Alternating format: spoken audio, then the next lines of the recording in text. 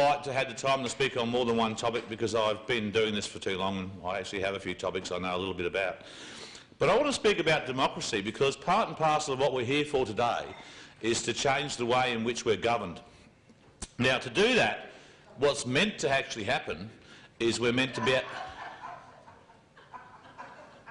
Thank you. The dummies bit's nothing to do with me, I just want to tell you that. What it's meant to be about is about a free and informed vote, all right? Free and informed vote, very, very basic system, okay? It's the Westminster system and, you know, it's really started serving us well. And free and informed would mean that you can go and vote for who the hell you like and not have to preference every player, for instance sake, and that doesn't happen. And an informed vote would mean that you would know who all the candidates were and what they stood for. And then you would kind of hope that it would continue on that if they made a particular promise, they'd be forced to uphold that promise.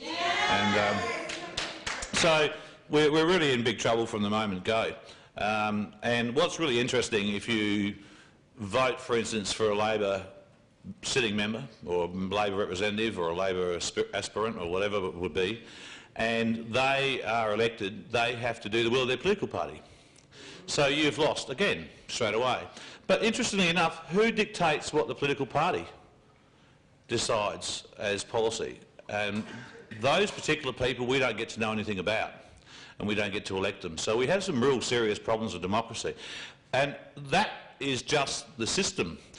The really interesting part about democracy is that the people that write electoral law have the most to gain from structural biases. So every time there's an election and they look like they're losing a little bit of power, or some minor parties come along and smack them around a little bit, they go and change the laws to make sure that doesn't happen again. Okay, so not only is democracy failing in every respect, but it's actually played with by people with a bias. You know, they write it with self-interest in mind. And that might be just enough to stop there and say that democracy fails. But I'd like to tell you some stuff that you're never going to hear, ever, in the media. Because going back some time ago, 14, 15 years ago, sadly enough, I ran for the Senate with my wife. And I actually was that naive that I thought that if you just had a good heart and you could stand up, and I'm a good salesman generally, so I thought, well, I think I could stand in there and put the people's voice in politics, okay? And I did the preference deals, okay? I was running for the Senate. Back then there wasn't a lot of Senate runners. There was Labor, Liberal, Greens, Democrats, One Nation. That was about it. And I was the independent, and that was me. And I got first preferences from every single player. Every single one. Labor, Liberal, maybe second for the Greens, One Nation, so I had first preferences from them all.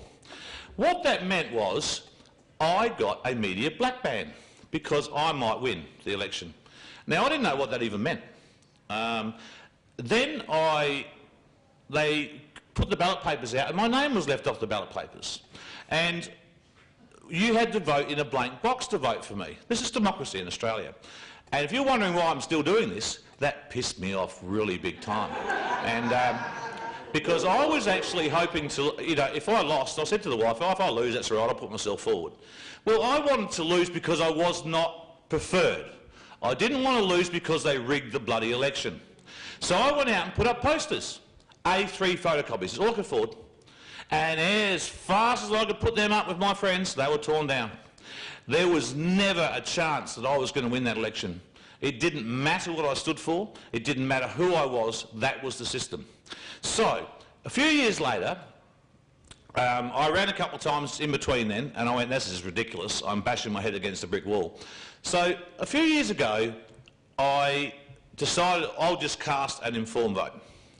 And I was busy at the time, and the Electoral Commission used to put out a how to vote guide. It was a little booklet that went into everyone's house. Very, very sensible move, not particularly full of good content. And I thought, that's good. And then it said, if you wish to know who all the candidates are, it'll be coming out in the advertiser on the Friday. And I thought, that's good. So on the Friday I got the advertiser and there was a list of the Labor candidates. Labor candidates. And I got pissed off again, which I do a lot lately. So I decided I would take it to the Court of Disputed Returns that I never got my right to an informed vote. And while I was in that court, I found out that the Electoral Commission can guess your intention. Guess your intention. Section, I'm going to try and remember back for a long time here, Section 76(1)(a). If your vote does not, if you don't preference everybody but your vote shows your intention, then that intention will count. That intention means that the Electoral Commissioner must be able to work out which major party you were going to vote for and pass your vote on to that major party. So even if you filled out the ballot paper and left Labor and Liberal off, they got your vote because they could guess your intention. Now, I started to think, this is a bit corrupt. You know, this is pretty bad. And so I started taking a very, very strong interest in electoral law and outcomes of elections. And since then, it has gone downhill so fast that why anyone would attend a ballot box and actually vote seems worthless. That's how bad it's become, okay? And you see, the problem is the government, right, when they fear the people, when they fear the accountability that our vote can install on them, they act in our best interest. When they don't fear our vote, they can do what the hell they want. Now, I don't know if you've noticed lately, but it appears they think they can do what the hell they like, and they don't really care what we think. So I went to court again for the third time, Court of Spirit of Return, self-represented, and I was in the Supreme Court for 3 months. My wife will remember this. And they kept making me do stuff, and I would sit up with friends until 2 in the morning and 3 in the morning getting paperwork right. I got 1,500 affidavits of fraud. 1,500. And they said, sorry, it can't be an affidavit form, it's got to be a different form, and gave me 24 hours. When I filed my application for the Court of Spirit Returns, they wouldn't accept it. So I took in trucks. If anyone remembers this, I took in semis and we blockaded the bloody court building, wouldn't let anyone in and out until they took my application. Did that make the media? They filed the application in the end, right? And then they tried to tell me that we don't have a common law right to bloody vote. So I went in and argued that we had a common law right to vote and they'd buggered the election up. And I'm keeping this pretty brief. So the Chief Justice actually said, yes, we do. The way the court case was lost, if you'd like to know, this is very interesting, was that they argued, the Labor Party sent in, and also the Electoral Commission sent in a Crown lawyer against me, and they argued that we have no right to vote in Australia. Okay, no right to vote, no common law right to vote. And they tossed my case out 2 days before trial.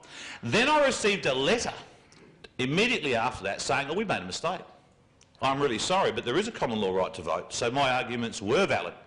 But there's no right of appeal under legislation. There is a right of appeal under common law, but they wouldn't entertain that. So then I receive a letter from the courts, Court of Spirit Returns, Chief Justice Doyle here in South Australia. How much money would I like because this case would like to be struck off? Now, if I lost, why the hell were they offering me money? All right? And they rang and offered me money how long, hun? 2 years? 2 years. Every third week. Any media? Nothing. So I want to tell you what happened in that election. I'd like to give you some pointers. Labor dressed up as another political party and handed out dodgy how-to-vote cards. Yes, that made the media. This is the people that lead this state dressed up as somebody else to rig you of your vote. But that's nothing. Because what they also did was decided to delve into postal ballots because they could see some benefits in postal ballots. So what they did was they registered a reply page address, Isabel Redman, which was the opposition leader. And they sent out 200,000 letters to the public asking them how they're going to vote. Start doing some sums here. 200,000.